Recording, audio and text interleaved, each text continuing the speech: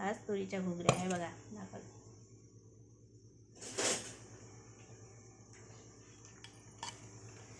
तुरी आणल्या होत्या, तुरीच्या घुगऱ्या बनवणार आहे आज. आणि भिजवली आहे, भात लावला आहे आणि बनवणार घुगऱ्या म्हणतात, तिकडे उसळ म्हणतात. आता जे आपल्याकडे भाषा आहे बोलायची तेच बोलावं लागते, तेच तोंडात बसून राहते.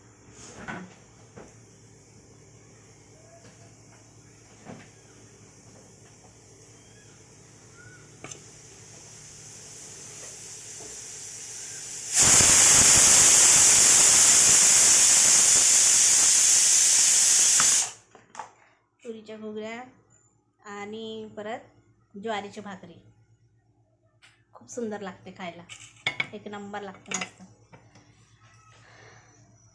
आमच्याकडे बनवतात तुरीचं उसळ आलं की मग पोळ्या, बाजरीचं पीठ जरी राहिलं किंवा ज्वारीचं पीठ, आमच्याकडे बाजरीच्या नाही बनवत, भाकरी वगैरे ज्वारीच्या बनवतात आणि खूप छान लागते. आमच्या इकडे नाही, बाजरी पिकत पण नाही, त्याच्यामुळे आमच्याकडे बाजरीचं भाकरी बनवत पण नाही.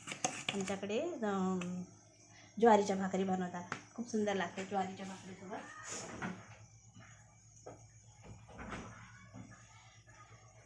आणि लोणचं, कांदा वगैरे मस्त टाकून खायचं. आणि आता माझ्याकडे ज्वारीचं पीठ नाही आहे, तर मी काय करते, पोळी राहते, शेवटचा गोळा राहिला पोळीच कणकीचा की मग मी त्याची एक जाड अशी भाकरीसारखी टाकते आणि मग ते मस्त तव्यावर छान शिजवल्यानंतर थोड्या वेळ तशीच ठेवून देते.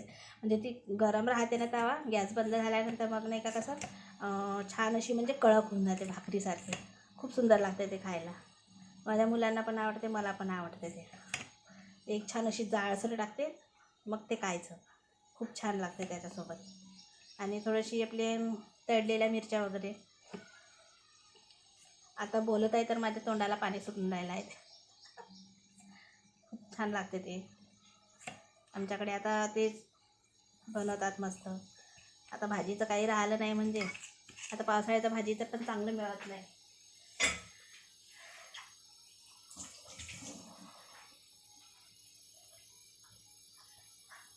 भाजीचं पण चांगलं येत नाही, काही नाही, ते खायची इच्छा पण नाही होत बरोबर.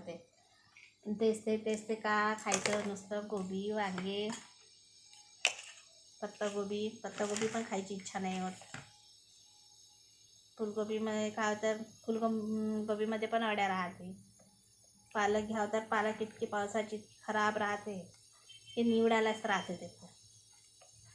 उरलं मग चवळीची भाजी वगैरे, आता पावसाची ती पण नाही येत बरोबर, त्याच्यामुळे ते काय खायचं. मग आता कडधान्य, आमच्याकडे काळे मूग पिकतात. मी त्या दिवशी भात बनवला काळे मूग आमच्याकडे. त्या दिवशी काळे मुगाचं मी भाजी बनवली होती रस्सेवाली, एक नंबर झाली होती. आणि 2 पोळ्या होत्या, शिळ्या पोळ्या होत्या, त्याला मस्त तावीवर गरम करून त्या खाल्ल्या त्याच्यासोबत. लोणचं, कांदा मस्त. आणि आज आता बनवणार आहे ना मी तुरीचं उसळ बनवणार आहे. तुरीच्या उसळ सोबत पण आता एक तशीच शेवटची जाड भाकर टाकणार आहे आणि मग ते भाकर छान उसळसोबत खायचं. छान म्हणजे कडक येऊन जातं, मग मस्त शेवटची पोळी ठेवून द्यायचं थोड्या वेळ, चांगलं कडक आली की मग ते खायचं. खूप छान लागते मग ते खायला.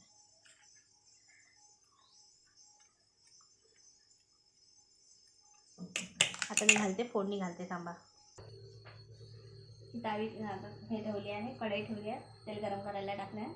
मी आता त्याच्यामध्ये थोडंसं टाकते, मोहरी टाकली आहे. आपले आता हे तुरी तर झाल्याच आहे. रात्रभर छान भिजत घालून ठेवल्या तुरी, म्हणजे छान सकाळी नाही का चांगल्या शिजून जातात लवकर. 5-6 शिट्यामध्ये पण चांगले होऊन जाते. जर आपण रात्री नाही भिजत घातलं तर मग चांगल्या 12-13 शिट्या होऊ द्यावं लागतं, म्हणजे कसं मग छान अशा शिजून जातात.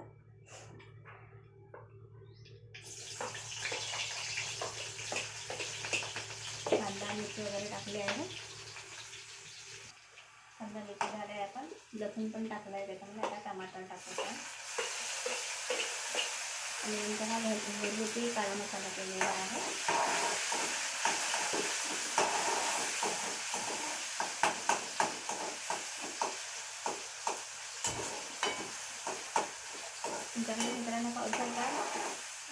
पावसाने. आजपासून पाऊस चालू झाला आहे. आभाळ आहे म्हणून सकाळी पण होता पाऊस, आता पण चालू झाला आहे पाऊस. आपण याच्यात मसाला वगैरे सगळं टाकून दिलं आहे आणि आता थोडंसं धने पावडर वगैरे टाकून देऊ आपण.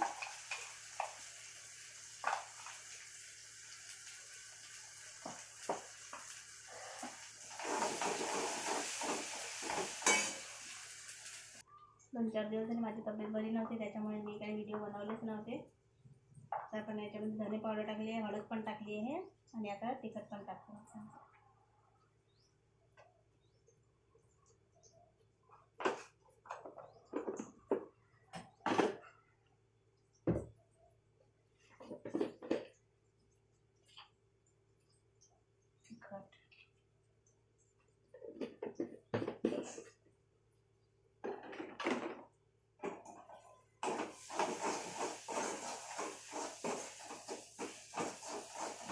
आणि यामध्ये टाकूयात आपण तुरी.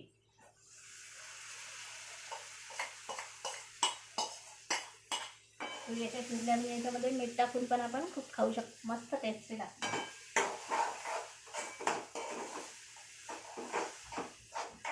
माझ्या मुलीला मला आवडते मीठ टाकून खायचं, उकडलेले त्याच्यामध्ये मीठ टाकून खायचं.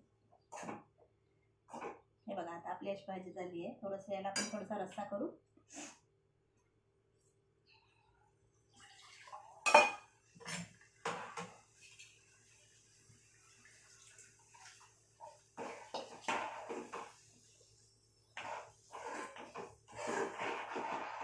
याला 1-2 उकळी येऊ दिलं म्हणजे झालं. कारण आधी शिजलेले आहे त्याच्यामुळे काही जास्त शिजवायचा काही प्रश्नच नाही आहे.